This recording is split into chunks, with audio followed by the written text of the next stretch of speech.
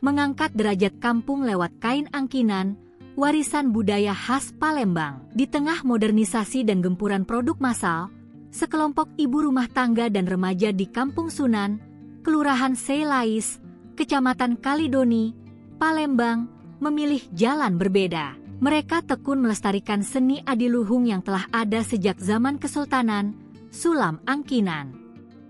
Kerajinan tangan yang dikerjakan secara manual ini bukan sekadar sulaman biasa. Menggunakan kain bludru sebagai bahan dasar dan benang emas sebagai penghias, sulam angkinan menghadirkan 15 motif khas Kesultanan yang kaya makna.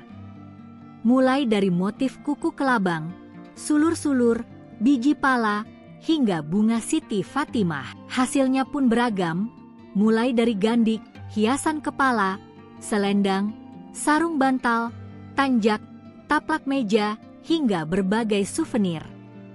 Ayu, ketua kelompok Kampung Sunan Angkinan, adalah generasi ke-6 yang mewarisi keterampilan ini dari leluhurnya. Dengan tekad kuat, ia berjuang secara mandiri untuk mempertahankan tradisi ini sebelum mendapat perhatian dari pemerintah. Ayu mengatakan, wilayah Seilais selama ini dinilai tinggi kriminalitasnya. Hal itu turut mempengaruhi popularitas seni sulam angkinan itu. Akibatnya, sentuhan dari pemerintah maupun sponsor sangat minim. Namun, keadaan kini jauh berbeda. Masyarakat Seilais menunjukkan keinginan kuat untuk maju, mengubah stigma negatif, dan membuktikan bahwa mereka mampu berkembang. Perubahan ini berbuah manis. Berbagai pihak mulai melirik potensi Kampung Sunan. Salah satunya Bank Sumsel Babel yang peduli dan membantu membangun gerbang serta galeri. Pihaknya melihat hal itu sebagai pertanda baik untuk melestarikan budaya dan pakaian adat asli Palembang.